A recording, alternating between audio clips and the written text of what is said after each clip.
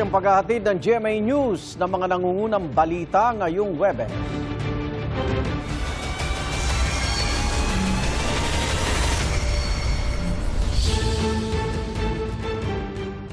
Kamakailan, maraming customer ng Meralco ang nagulat sa laki ng itinaas ng kanilang bill sa kuryente ngayong buwan.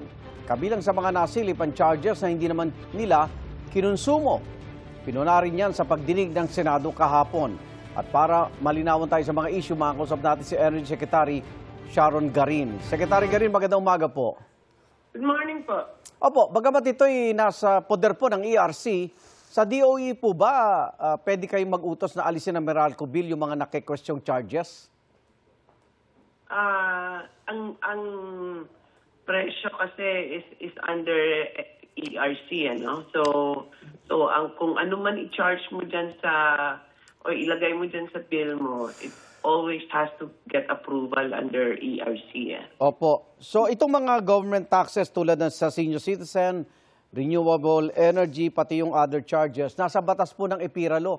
Doon po ba sa renewable energy, nagagamit ho? Meron tayong mga proyekto sa DOE?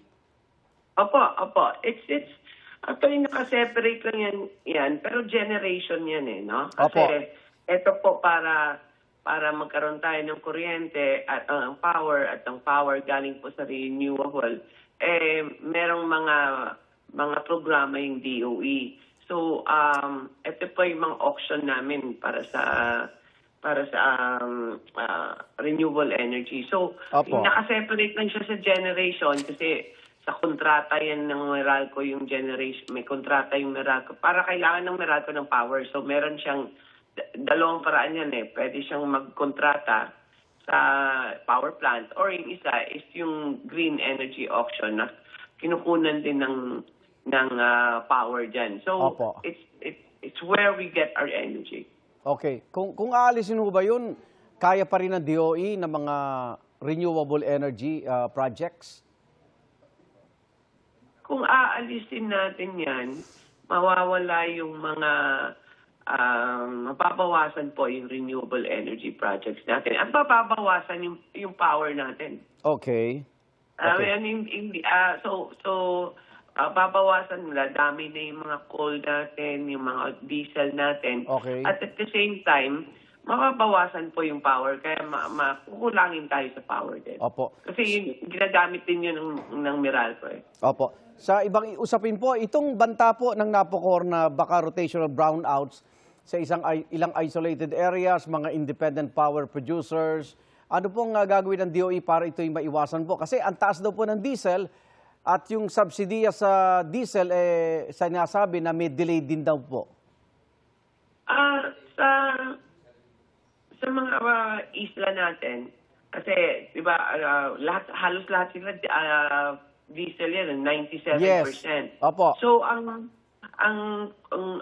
ano namin nag-issue kami ng directives sa NAPOCOR tsaka sa PNOC.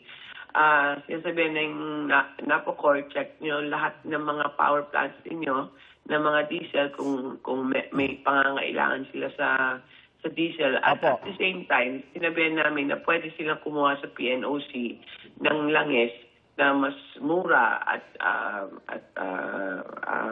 available lang para lang sa mga power plants. Para hindi po affected, Kasi pag tumaas yung diesel, tataas din yung babayaran nila. So, parang tutulungan na lang sila ng PNOC or ng gobyerno na makakuha ng murang langis. Okay. Pero sa Metro Manila, hindi posible po yung rotational brownouts? Hindi naman tayo nagkukulang sa langis, Okay. Pero kaya kung meron mang rotational brownout or kung anong mangyayari sa iba't ibang parte ng bansa, it's not because of fuel shortage. Okay. Siguro baka nag-maintain lang or nasira yung planta, pero hindi po dahil po sa mga shortage. Kasi minsan may mga nasisirang planta dahil sa init, umiinit din yung makina nila So mga ganun po, pero hindi po dahil po sa kakulangan ng fuel. Opo. Secretary Garina, sa gitna tayo ng trading, ano ba asa next week? Rollback ko ba o pagtaas ng presyo? Dahil meron tayo all-time record low ng piso kontra dolyar. Mukhang yung trend so far. Sa bagay, pa lang, 3 araw pa lang. Yes. Pero mukhang paakyat siya eh. So baka may all price hike tayo next. All price hike. Okay, maraming salamat po, Secretary Sharon Garing. Ingat po, ingat po. Thank you. Nasa kustudiya na ng Bureau of Internal Revenue ang 19 na sasakyan ng mag-asawang kontratistang Sara at Curly Discaya. Itinurn over ng Bureau of Customs ang mga sasakyan na may mahigit 7 billion pesos na tax liabilities. Patuloy pa itong iimbestigahan ng BIR. Bukod sa mga itinurn over sa BIR, may 13 iba pang sasakyan ang mga Discaya na nailagay noon sa kustudiya ng BOC at naipasubasta. Naharap ang mag-asawang Discaya sa mga reklamong tax evasion. Si Sara Discaya may kasong graft at malversation dahil sa questionableng flood control project sa Davao Occidental. Nasa kustudiya naman ng Senado si Curly matapos ipa-contempt ng Senate Blue Ribbon Committee. Pinayagan siya ng Senado na pansamantalang lumabas at dalhin sa ospital para maoperahan sa balikat ayon kay Senate Secretary Mark Leandro Mendoza.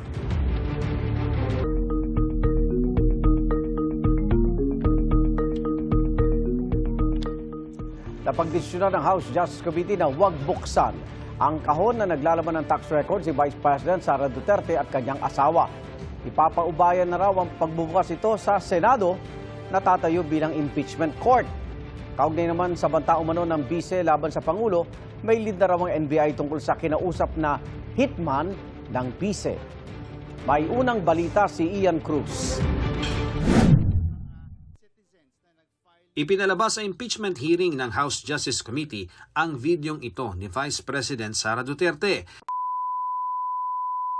Ninyong lahat, Martin Romualdez, Lisa Marcos, Bongbong Marcos. Huwag kang mag-alala, ma'am, sa security ko. Kasi may kinausap na ako na tao. Sinabi ko sa kanya, kapag pinatay ako, patayin mo si BBM, si Lisa Araneta, at si Martin Romualdez. No joke. No joke. Nagdilin na ako, ma'am. Pag namatay ako, sabi ko, huwag ka tumigil hanggang hindi mo mapatay sila. And then he said yes. May tuturing daw na inciting to sedition ang pahayag ng Vice Presidente ayon sa National Bureau of Investigation. Based on the investigation conducted by the NBI, complaint referred by the NBI, which includes inciting to sedition, contains all the necessary evidence to prove the essential elements of the crime and should be docketed for preliminary investigation. May tuturing din daw na grave threats ang ginawa ng pangalawang Pangulo. Ang naging findings po ng NBI, the acts of the Vice President constitutes grave threats. Batay sa revised penal code, ang grave threats ay pagbabanta laban sa isang tao, sa kanyang dangal o ari-arian at sa kanyang pamilya. Nakitaan din daw ito ng NBI ng reasonable certainty of conviction. Sabi nga ng NBI, there is reasonable certainty of conviction against VP Sara on 1 count of inciting to sedition and 3 counts of grave threats. Kung hindi tama ang ugaling ito para sa second highest official of the land, mas lalong hindi po ito karapat-dapat para sa isang tao na nag-aambisyon na maging highest official of the land. Ang application nga namin, that is a threat. That is an actual threat to the President and to the wife and the former Speaker. Kinumpirma rin ng isang opisyal ng NBI na base sa kanilang pag-iimbestiga, may kinausap ng hitman si Vice President Duterte. We have leads already. We have some personalities that we are surveillance at sinusundan po namin. And this is the assassin hired to kill the President, the First Lady, and the former Speaker, which we saw from her video. It's not been denied na mayroon pong itinayong Vice President Sara, parang Vice Presidential Security Group, yung sarili niyang group.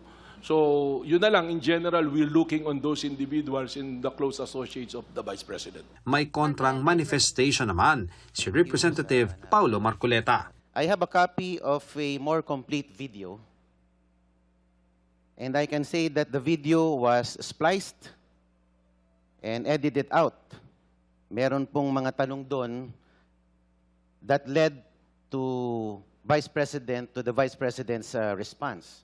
Kasama rin daw sa iniimbestigahan ng NBI ang iba pang pahayag ng Vice Presidente, maging ni Davao City Mayor Baste Duterte. Just recently, I think first week of April, there was a rally in Club Filipino when they launched the Rage. Even the name, you'll see it, Rage. So, wherein the Mayor Baste Duterte made reference to kuhain yung ulo ng Pangulong Marcos. And we've noticed a pattern na paulit-ulit, laging sinasabi, kuhain yung ulo. At dahil daw sa iba pang banta sa Pangulo, naglunsad ng task force ang NBI para imbestigahan ang lahat ng ito. Tinalakay rin sa pagdinig ng selyadong kahon na naglalaman ng tax records ng bise at kanyang asawa na isinumite sa komite ng Bureau of Internal Revenue. Pinagbutohan kung bubuksan ito, pero sa huli, The motion to open the box is hereby denied. So ruled.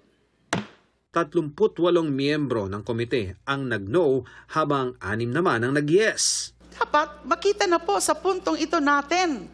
Kasi tayo yung magiging prosecutors later. Dapat pong mabuksan ang box na yan. Dahil pag hindi nabuksan yan, parang tayo ang gumawa ng betrayal of public trust. Hindi po ito usapin ng pagdududa lamang. Ito po ay usapin ng pagtitiyak. Sapagkat ang katotohanan, Madam Chair, kapag may sabat na batayan, ay dapat hindi kinakatakutan, ito ay nilalahad. Pero giit na mga ayaw pabuksan ang kahon, kahit may kapangyarihan man ang komite na gawin ito, kailangan pa raw ba? The crucial question is, kailangan ba natin buksan? Para sa akin ay nandyan na ang ebidensya, sapat na yan para makapagdetermina na tayo kahit hindi natin bubuksan yung kahon na yan. Keep it sealed right now. Hayaan natin ang Senado ang magbukas nito bilang bahagi ng impeachment trial para buksan ang katotohanan sa tamang panahon ng paglilitis. May nagsabi ring magpreno muna, baka gamitin ulit ito laban sa kanila.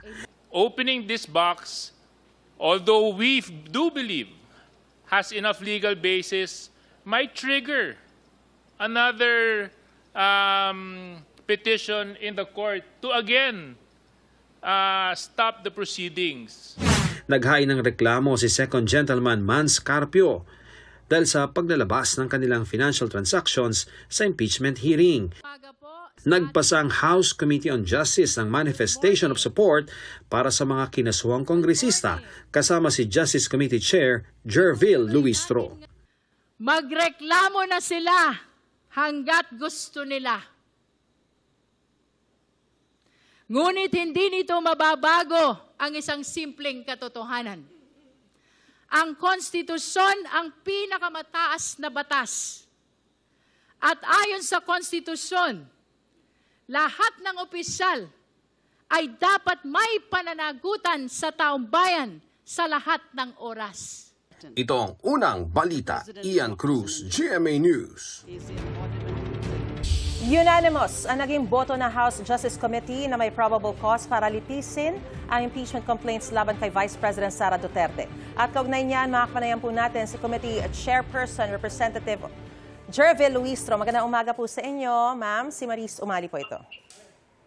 Good morning, Maris, and thank you for having me in your morning program. Maraming salamat din po sa pagpapaunlak. Una po sa lahat, tanong po ng marami, ano po ba ang magiging susunod na mangyayari ngayong idineklara ng may probable cause para ituloy sa trial ang impeachment complaints laban kay Vice President Sara Duterte? Kagaya po ng ating naging order sa committee, magkakaroon po tayo ng pagdinig ngayong darating na May 4, 2026 at 10 o'clock in the morning. That is at the People's Center as well. Ito ay kaugnay ng pag-aaproba ng ating ipinahahanda na committee report along with the resolution setting forth the articles of impeachment. Maidagdag ko lang, Maris, no? Kahapon, napanood din ninyo nag-motion si Congresswoman Laila de Lima for consolidation. So, dalawang impeachment complaint. Sabalia at Cabrera, lahat ng allegations dito, i-consolidate na under one articles of impeachment. We can have one articles of impeachment only before the committee, and we can transmit one articles of impeachment only as well. We can transmit only one to the plenary. Gaano po katagal bago masimulan yung trial proper? Because I understand, dadaan po ito sa plenaryo. At paano niyo po nakikita magiging takbo nito sa Senado gayong kakailanganin naman ng 2/3 vote doon po sa Senado? Well, as to when, I can only speak for myself, no? Magtra-transmit kami on May 4. And then we anticipate that the plenary will be transmitting these documents to all the members of the House of Representatives. So after giving them reasonable time to study the articles of impeachment and all the documents, the plenary should be ready to vote, no? As to when, it will depend on the plenary. And once they voted on this document, and if it is on the affirmation of probable cause, kung pagtitibayin ng plenaryo ang probable cause na nakita ng Justice Committee, kung yan ang paninindigan ng at least 1/3 ng members of the House of Representatives, then matra-transmit yan sa Senate. Kaya as to the question, when will the plenary vote happen? It will depend on the plenary. No? Ang mahalaga, makapagpadala muna sila ng kopya ng mga dokumentong ito, most especially to the Vice President and to the members of the House of Representatives, for them to be able to come up with an informed decision. Maalala mo, Maris, ito ang nilalaman ng Supreme Court decision sa kasong Duterte versus House of Representatives. Dapat pagkalooban ng sapat na panahon ang mga miyembro ng House of Representatives upang mapag-aralan nila ang articles of impeachment along with attached documents and the evidence bago sila bumoto dito. And to which you are confident that it will pass the plenary?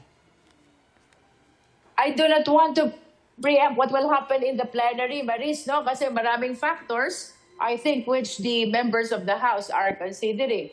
One, we are not certain yet about the stand of the party leadership. At napakaraming partido ang nandiyan dyan sa loob ng House of Representatives, di ba?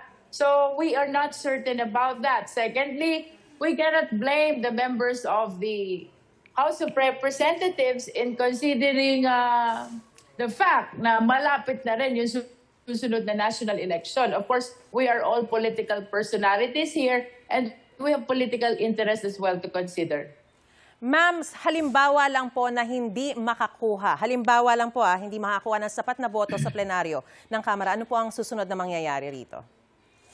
Kung hindi tayo makakakuha ng at least 1/3 na boto sa plenaryo, that will be equivalent to the final dismissal of the impeachment complaint. Tapos na. Patay na yung impeachment complaint or yung articles of impeachment kung hindi makakakuha ng sapat na boto doon sa plenaryo. And that is at least 1/3 of all the members of the House. Baligtarin natin, Maris.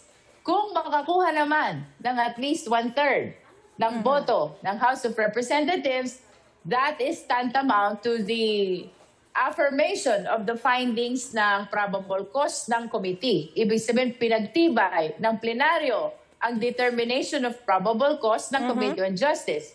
In which case, it will warrant the immediate transmittal of the articles of impeachment to the Senate for trial. Alright. Kunin na rin po namin, ma'am, ang reaksyon po ninyo, no? Kasi sinabi po ni Congressman Pulong Duterte na may mga tumatawag umano sa mga chief of staff ng ilang mambabatas para pumabor daw sa impeachment at kung hindi ay mawawalan daw ng budget ang kanilang distrito. Komento nyo po rito. And as far as I am concerned, I beg to disagree to that. Wala po akong na-encounter na tumatawag na sino man maging sa akin or sa aking chief of staff concerning the support to this impeachment process. And I wish to add that in my capacity as chairperson, we did not stand for either party. We stood for the process, no? We stood for the process, Maris. during the clarificatory hearing of the Justice Committee, impartial tayo, independent tayo, because we acted as investigators in a proceeding akin to a preliminary investigation. The mandate is very simple, to determine whether or not probable cause exists. After the voting yesterday, nanalo na ang probable cause. As a matter of fact, it was a unanimous vote. Now, I can officially say that the Justice Committee has a stand. And the stand is for the probable cause, no? From this day forward, our mandate should be able to defend the determination of probable cause by the Justice Committee. And if this will be affirmed by the plenary, our mandate will continue, and that is to prosecute the Vice President until his conviction in the trial by the Senate. Alright. Pero may sinasabi po ang defense team ng bise, no, na labag sa konstitusyon ang naging takbo po o yung naging disenyo ng impeachment proceedings. Ano po ang pahayag po ninyo rito? Well, they can always say that. They can always attack the constitutionality of the proceedings before the Justice Committee. As a matter of fact, we anticipated that since day one of our proceeding, no?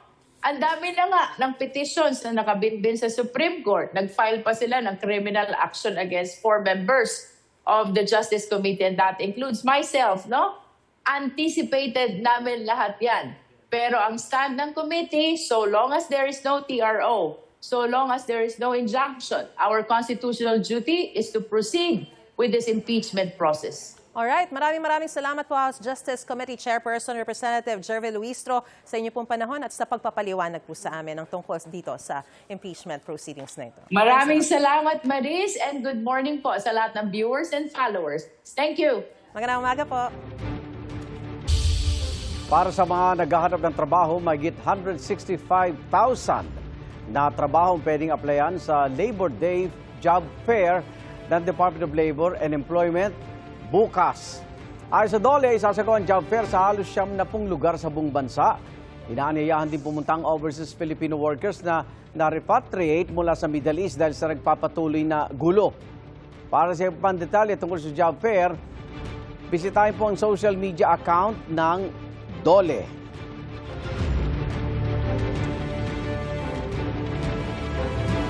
Kontrolado na ang sunog sa Barangay 264 sa Santa Cruz, Maynila. Bukod sa mga bahay, nadamay sa sunog ang bahagi ng isang eskwelahan doon. At live mula sa Maynila, may unang balita si EJ Gomez. EJ? Igan, idiniklara ngang far under control ang sunog na sumiklab dito sa Barangay 264 Santa Cruz, Maynila kaninang 5:06 a.m. Ayon sa BFP, naging pahirapan ang pag-apula sa apoy dahil masisikip ang daan at ang mga bahay gawa sa light materials. Ay my gosh! Wala! Sobrang lakas! Ayan guys, ang daming bombero. Kuha sa videong ito ang naglalagablab na apoy sa Barangay 264 Santa Cruz, Maynila. Sumiklab ang sunog kaninang pasado alas 2 ng madaling araw. Agad itong itinaas sa unang alarma. Dikit-dikit ang mga bahay kaya mabilis na kumalat ang apoy.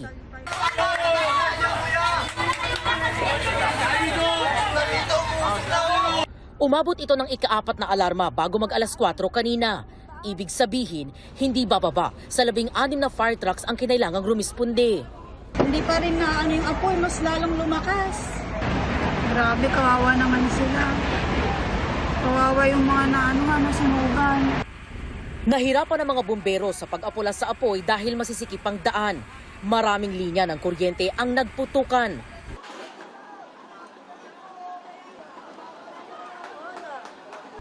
Umabot sa mahigit 120 ang fire trucks ng BFP at fire volunteers na rumisponde sa sunog.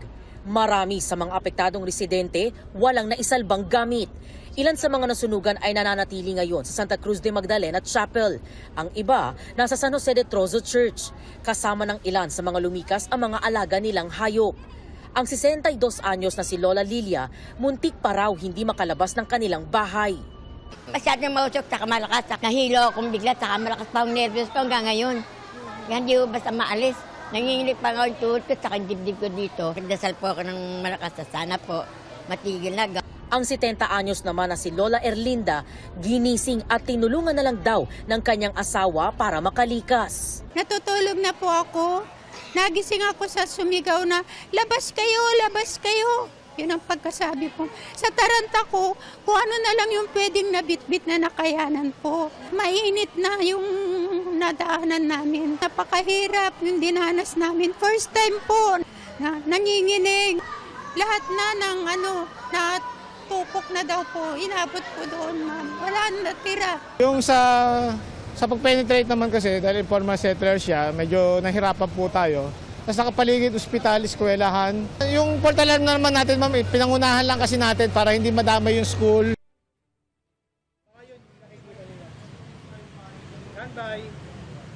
Igan, ayon sa BFP, nadamay pa rin yung bahagi ng eskwelahan, yan yung third floor, no, dahil may katabi itong 3 palapag na bahay na natupok nga ng malakas na apoy. Binigyan naman ng mga pagkain ng mga apektadong pamilya mula yan doon sa lokal na pamahalaan. At hanggang sa mga oras na to, inaapula pa rin yung apoy at inaalam pa ng BFP ang sanhi ng sunog, gayon din ang halaga ng pinsala. At yan ang unang balita mula po rito sa Maynila. EJ Gomez, GMA News. Posibleng umabot sa mahigit 60 piso ang kada kilo ng lokal na bigas sa Setyembre ayon sa Department of Agriculture. Ngayon pa lang, nangangamba na sa dagdag na gastos ang ilang senior citizen na maagang pumila para sa 20 pesos na kada kilong bigas sa Pasay. May unang balita live si Nympha Ravelo ng Super Radio DZBB. Nympha, magandang umaga! Magandang umaga, Maris. Alas 9 pa ang bentahan ng bigas na 20 pesos kada kilo sa Pasay Public Market sa Libertad, Pasay City. Pero wala pang alas 5, pumila na ang gustong makabili na karamihan ay mga lolo at lola. Dala ang kanilang suki, 20 card at ID. Sinabi ng mga pumila na inagahan nila dahil sa abiso na 200 lang ang mabebentahan ng hanggang tig sa 10 kilo ng bigas. Ikinagulat at ikinadismaya nila ang ulat na maaari pang tumaas sa 60 pesos hanggang 62 pesos ang kada kilo ng bigas sa Setyembre. Ayon sa kanila, ngayong 50 pesos ang average na presyo ng bigas sa pamilihan, nahihirapan na sila. Kaya nga sila pumipila sa benteng bigas. Sa pagdinig ng Senado kahapon, sinabi ni Agriculture Secretary Francisco Tio Laurel Jr. na maaaring umakyat hanggang 62 pesos ang presyo ng bigas sa anihan sa Setyembre dahil sa pagtaas ng presyo ng oil-based fertilizer. Sa utos naman anihan ng Pangulo, may mga ginagawa na para yan maagapan. Kabilang dito ang subsidiya sa fertilizer ng mga magsasaka at paghikayat sa kanilang gumamit ng alternatibo sa imported. Maaari ring haluan ng imported na bigas o kaya ng puting mais ang local rice. Sabi ng mga nakaabang sa benteng bigas, okay lang sila sa magkahalong bigas at mais. Pero huwag naman daw sanang lumampas ang presyo sa 60 pesos kada kilo. Maris?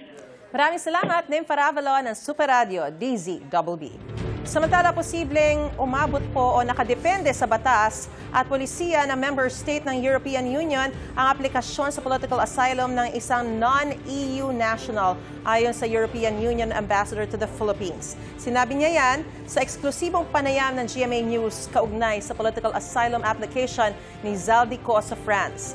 Ibinida rin ng ambassador ang pinaplansyang free trade agreement sa pagitan ng Pilipinas at European Union. May unang balita si JP Soriano. Nagpapatuloy ang negosasyon ng European Union at ng gobyerno ng Pilipinas para sa isang free trade agreement o FTA.